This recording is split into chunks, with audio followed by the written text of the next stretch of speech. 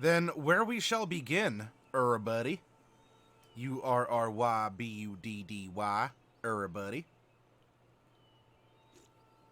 Where we'll begin is at the beginning. We have our good old-fashioned Matty Morg's character sheet ready and raring to go. I have a random number generator, the bane of many here on Twitch, yet a blessing to us. So, haha, we will absorb all the random numbers.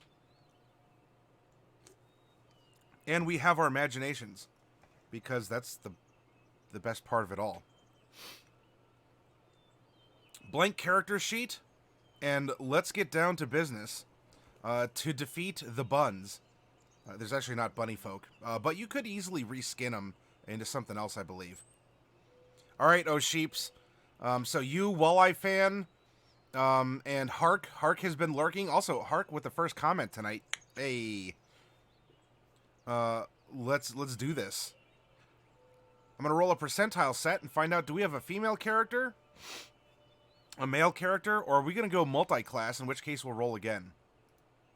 29. We have another female character, and in the Humblewood supplement, there are 10 races. There are 5 bird folk and 5 humble folk, which are land-dwelling creatures. So I'm going to roll the 10-sided die, and let's find out what we have. We rolled a 9. This is going to be another humble folk. And in particular... Oh, I know, I want the table. There we go.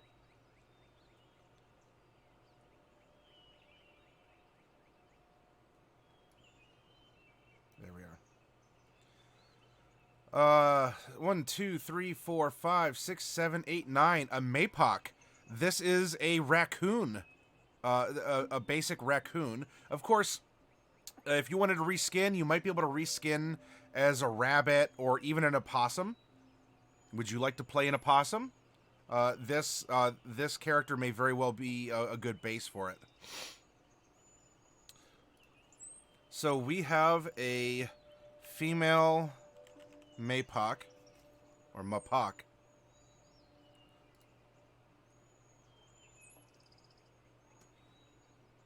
Is this still? There we go. Just needed a little bit more stretched out here. All right.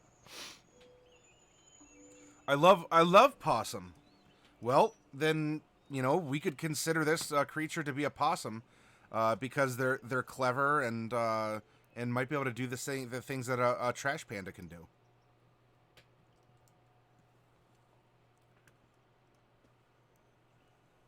Now, next up, we have the alignment of this character. I'm going to use the Morg's distribution, which tends to put more people into the good and neutral range. But you know what? If we get an evil alignment, we get an evil alignment. It puts a little spice in the party. 19, we have another neutral good character. And if you remember from the last 2 characters, we are manifesting them at level 12. So we're getting an idea of some of the mechanics. You know, enough that it's a very juicy character. We can see some interaction. There's the ability to replace some feats or some ability score improvements with feats. Pardon. Which we did with the first character, actually. So we have level 12. Mapachs are medium creatures. Alignment, neutral, good. And we also... I know that, you know, we love pushing that big golden D12. However, there were 3, technically 4, because there were 2 cleric domains, but there are 3 subclasses that are offered in this supplement. One for clerics, and we made our cleric last night, as well as our fighter subclass, which is a scofflaw.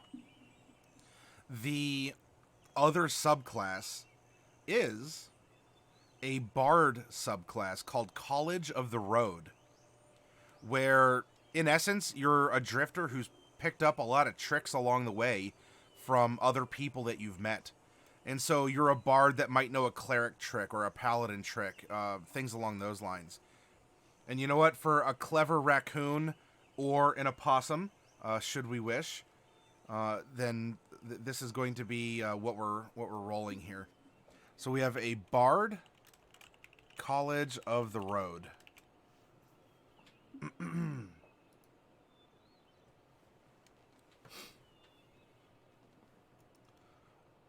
Is that your alternate account, Oh Sheeps, in case something happens? Oh Sheeps, register it right now. You get on this. Get.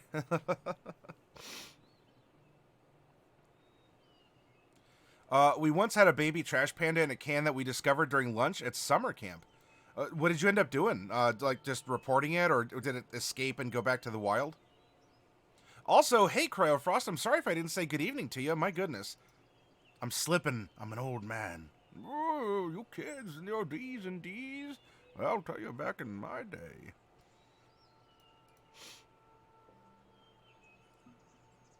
If I ever have to go undercover or witness protection, stay a while and listen. There's a little bit too much of a creak on that. It's a little lower. Stay a while and listen. Of course, what I hear in my own head, especially with headphones, is different than what you all hear. So maybe I did 10 out of 10, but to me, it's never enough.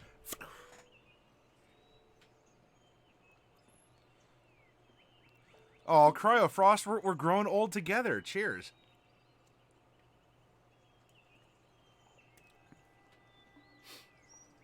All right, so we have our class and our subclass. Bards don't get any class features like a fighting style or the like. Well, this one actually I think does, but we're gonna get to that.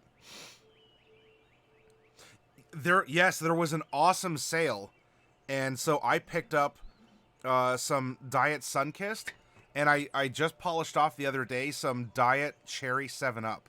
It was interesting because I'm like, this is name brand. Oh. Well, I'm joined the upper echelons of society. Isn't that right, Lovey? Oh, yes. I wonder what the poor people are doing today. Yes, cheers, Diet Sunkissed, love.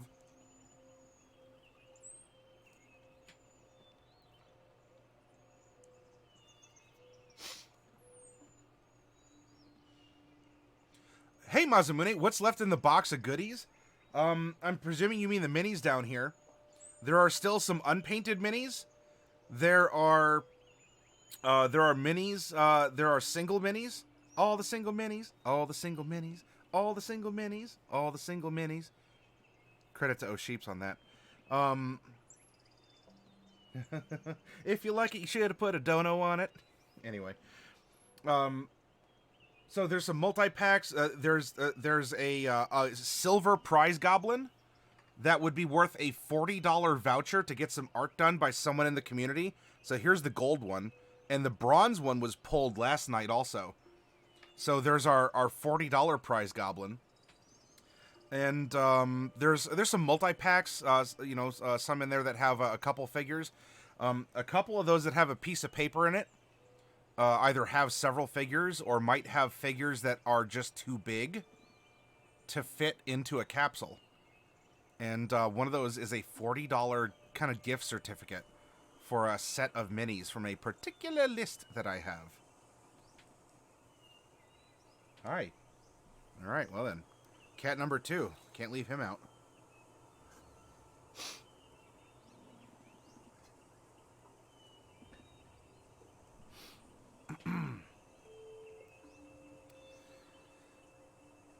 All right, so no class features to worry about. And then lastly, what we really would need to worry about are the physical features of this character. Hey, Neo Realms. And we'll get to that in just a moment then.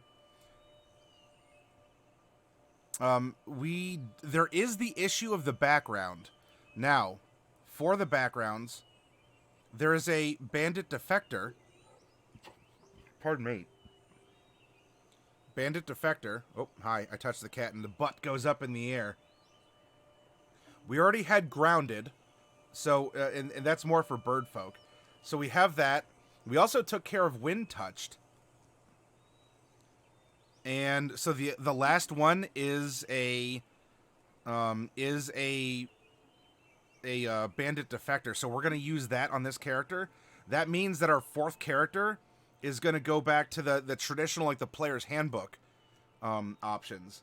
And so then instead of just keeping things Humblewood, or as much as possible, we're going to have a splash of Humblewood on an otherwise quote-unquote normal character.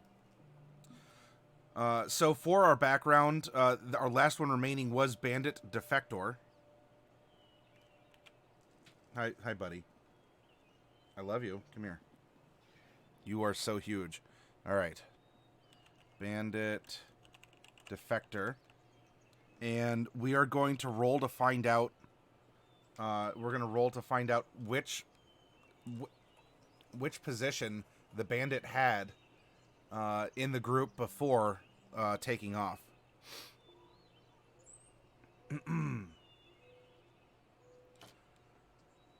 Oh, you got to watch that tail, bud. Yeah, we can't be knocking stuff off my desk. That would be no bueno. Mm-hmm.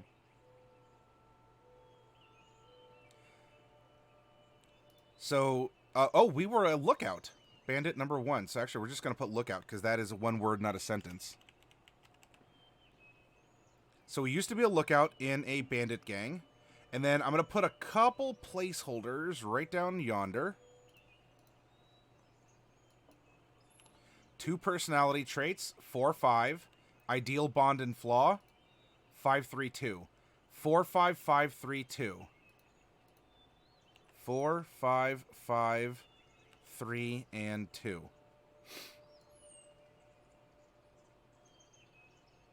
And we'll come back to this. Before I do that, at the end of the race section, they have... Aha, here we go. So they have a height and a weight. Oh. There we go. Hi, bud. Yeah. Here. I'll squish your face. There we go. Oh, I'm squishing your face. I'm squishing your face. Oh, squish, squish.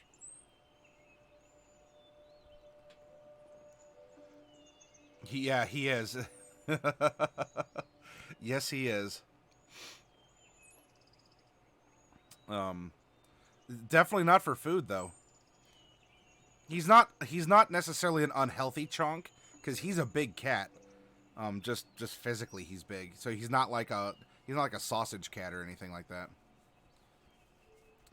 Because he runs around and plays with his sister for sure. In fact, even though he's the big boy, he lets her win. So like she'll kind of come up and move to the side and bristle her tail, and he's like, "Uh-oh, I guess we're fighting."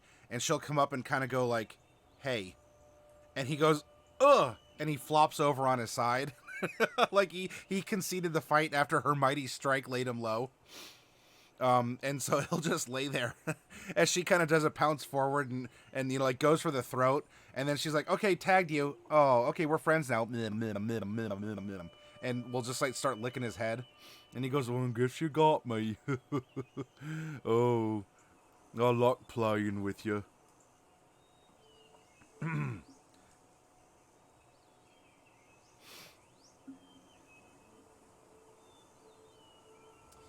All right, so if we want to play a raccoon, we start at 3 feet, 11 inches tall, and we're going to add 2d6 to our height.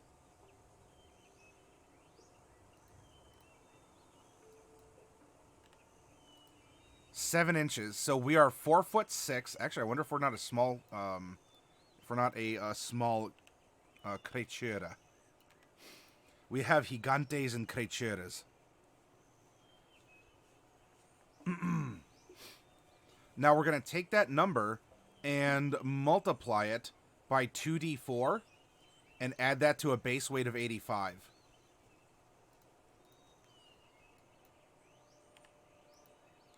So we're adding 35 pounds, 120 pounds at 4'6".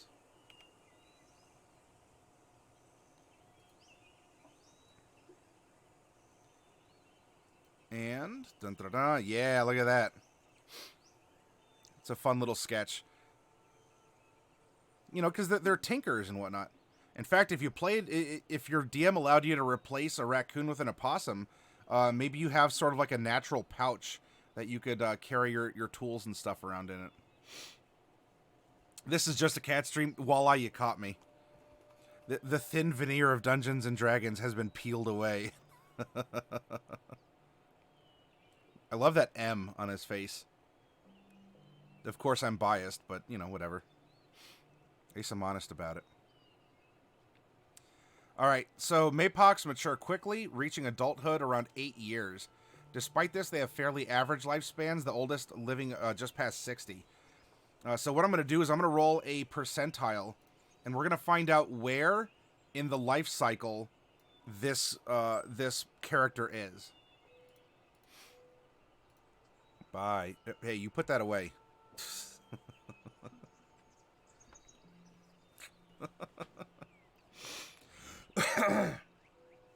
Yeah, kind of like a... I'm sure you can get it enchanted, and it can turn into a pouch of holding here.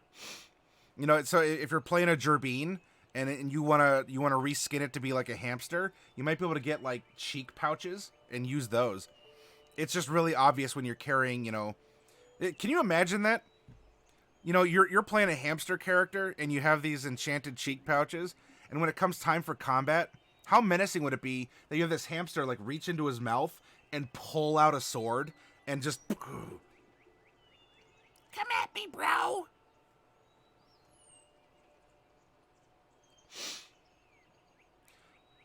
You had a tabby that had the M, but we called it the donkey face because it looked like donkey ears. Oh.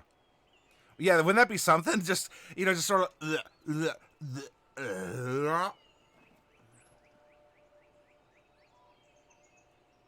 Hey, Raz, yeah. Makes you think twice about rolling up on a hamster, huh?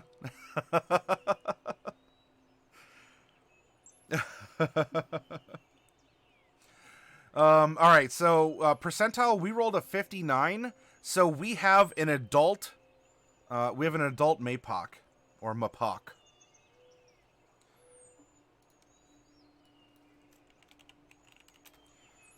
And so we have adulthood around 8 years, and then they live to 60. So if we break this, you know, into segments here, because, you know, venerable, you know, we have ancient, venerable, old, middle-aged, adult. We're probably looking, adult was probably, if it says 8, you know, so you have, like, young adult. So, you know, the young adult would be at that 8 years. So we could probably call this something like, let's call it, 16 to, if we roll a D12, so that could be 16 to 28. Pardon.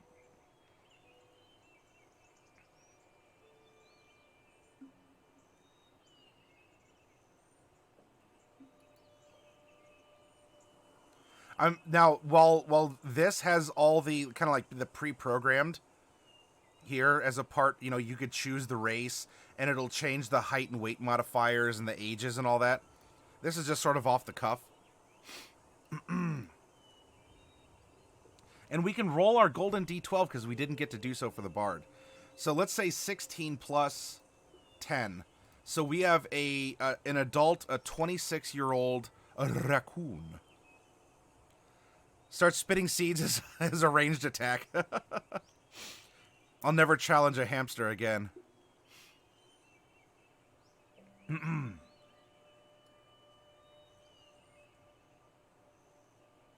All right, so now we have the basics of our character.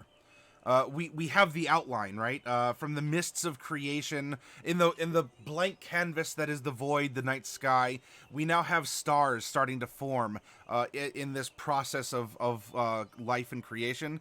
And now we have this constellation, right? We have the outline of our character. We have some tenets that are going to make her up. You know, we know we know enough now that we can start building between the stars. Like, we'll fill in the pattern. So we will not need our character randomizer. We're going to go back to the Humblewood. We're going to go back to the Humblewood supplement. Normally, we do the background first. However, I'm here on the traits for the race, and so let's fill those in first, and then we'll go to backgrounds. You know, it's a special week. I'm allowed to be out of order. This whole stream is out of order. This is gonna get boop boop boop scoot a little bit a ways. Our wisdom score increases by 2, and our constitution increases by 1. We are technically medium-sized, so I did get that correctly. Our speed is 30 feet, giving us a 15 climb, 15 swim, 0 fly. We do have dark vision. There's not a lot of dark vision races in this supplement, but we do have dark vision of 60 feet. And hey, we are expert climbers. You have a climb speed of 20 feet, so never mind. So what this would mean... I guess technically... Hey, Nelshear, good to see you back. You know, technically, if you're swimming or climbing, it's half your normal speed. So you have it's a swim speed of a sense, but it's based on your run speed or your base speed here. In this case, we just have a climb, and so we can climb reasonable surfaces without really any difficulty, like we're walking. But anyway, so 30, 20, 15, 0. Resilience, you have advantage on saving throws against poison and against poison damage. And so that reflects the fact that we go dumpster diving and we eat literal hot garbage. So on this character sheet, I mean, depending on the one you use, there's places to indicate this. You see IRV for immunities, resistances, and vulnerabilities. I'm going to put a resistance to poison, and under advantages, I'm going to put versus poison.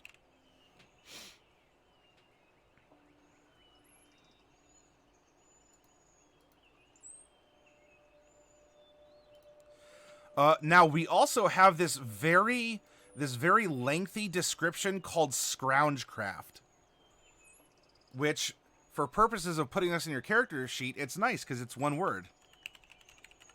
Now, what does that word mean? And I am going to read over this because this is a very defining feature for this race, and it's very useful, and especially if you have someone in your party that loves breaking stuff over other people's heads. This lets you put it back together.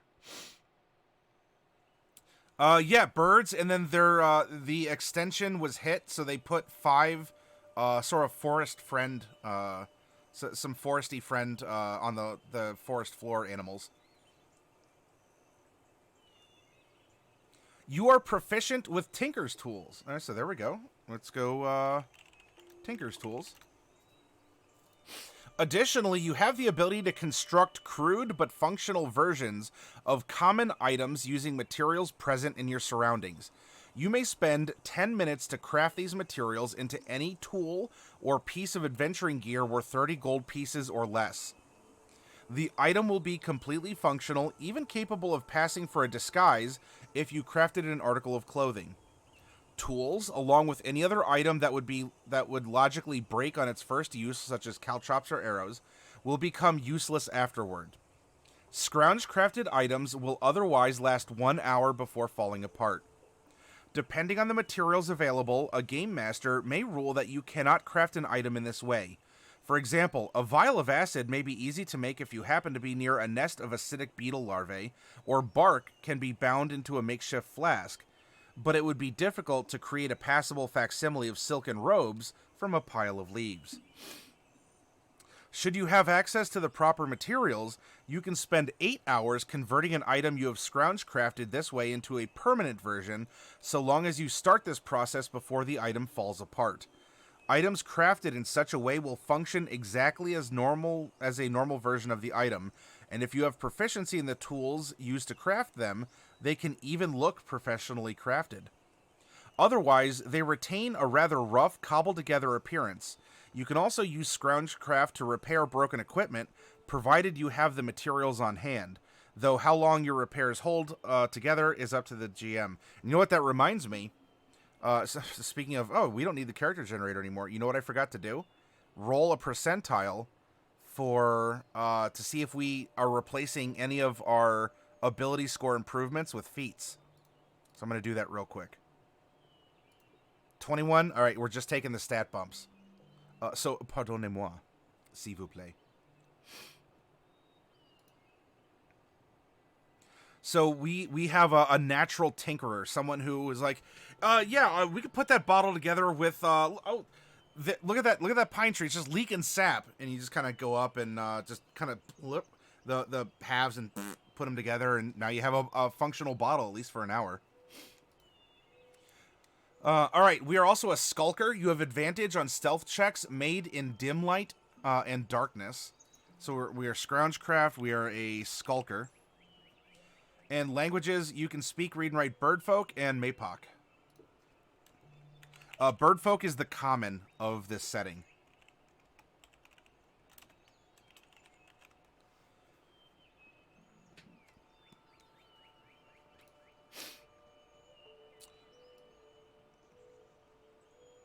All right, there's the class options. The Bard has a lot of stuff that can have happen. However, I want to fill in... I for sure want to get the background first, because that's going to tell us about our character's character. You know, the bards are fine. You know, a bard is a bard. Not every bard is the same character-wise.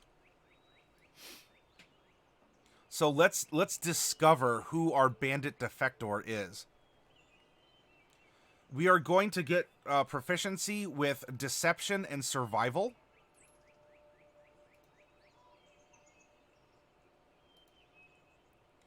We have tool proficiencies of a These Guys kit. One type of gaming set or musical instrument. So I'm going to put gaming/musical. And I don't know. We'll see if we get a prompt that can help us, make a decision one way or the other. Equipment, we're going to get a kniff, and that could count as a dagger. Talk to your DM about that, because the DM might say, nah, it's like a little lucky pocket knife. And sure, you could shank someone for 1 point of damage with it, but it's not a dagger.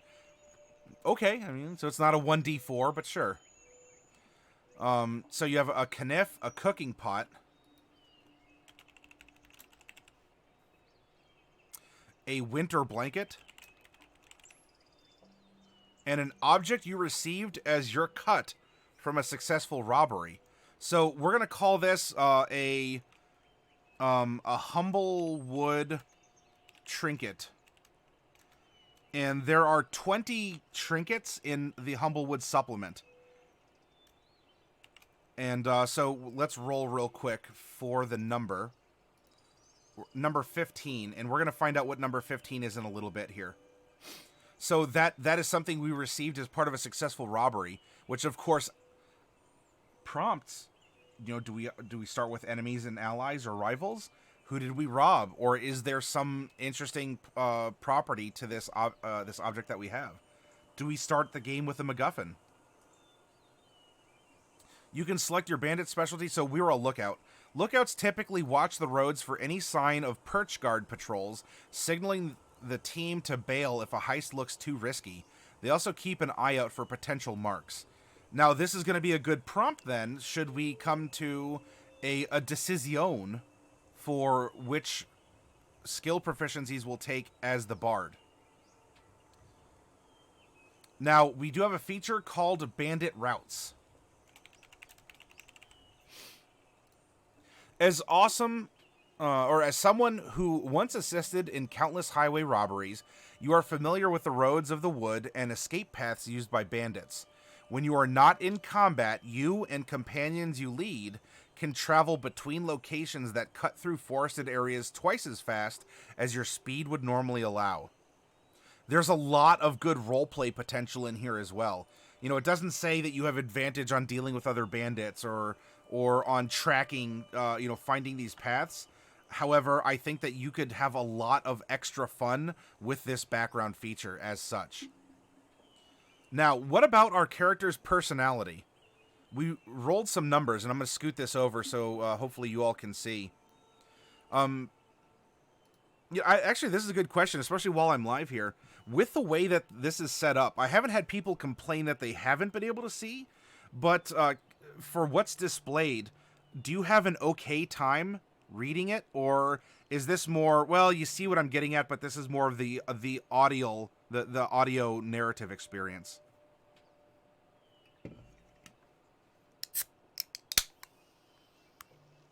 I say as I crack into a can.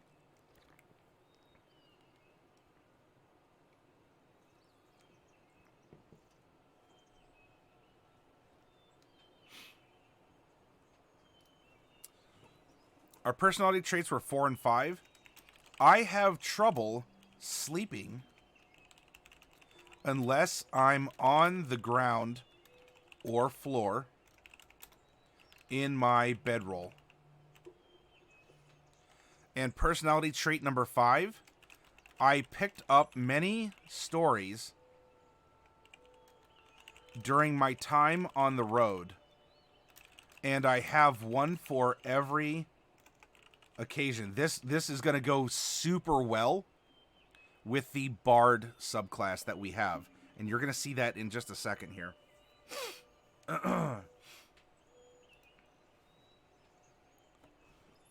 Our character's ideal is number 5. Compassion. The struggle between humble folk and bird folk will only lead to more bloodshed. It needs to stop somewhere. So it sounds like this ideal might have come about as a bandit, possibly mugging bird folk, and the bird folk's like, "Oh, you humble folk!" Of course, calling someone who's is holding a dagger to your throat, saying your GP or your HP, calling them humble might not be exactly the best thing to do, but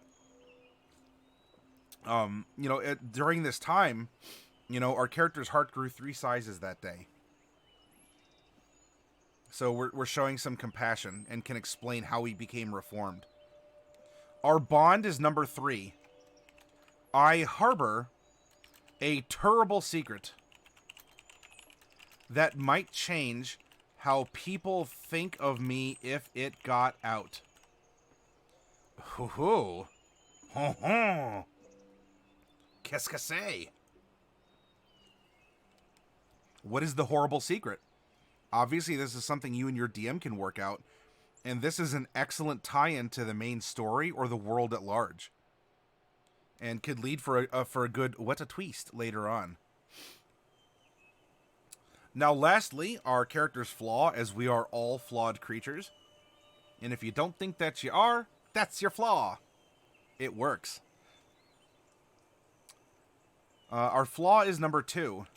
Whenever I see something valuable, I can't help but think of a way to steal it. So we have itchy paws. We see someone has like a really nice hat, like a silk hat, has a beautiful feather and a flower in it, and our little raccoon paws just sort of,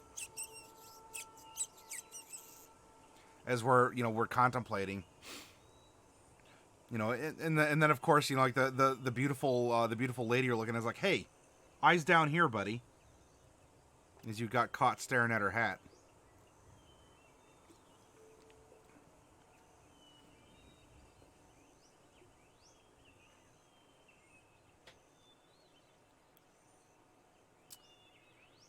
Well, we were a bandit for a while. We were a bandit, and we said, no. Bad paws. Bad. We must reform. We need to stop the bloodshed. Stop the violence.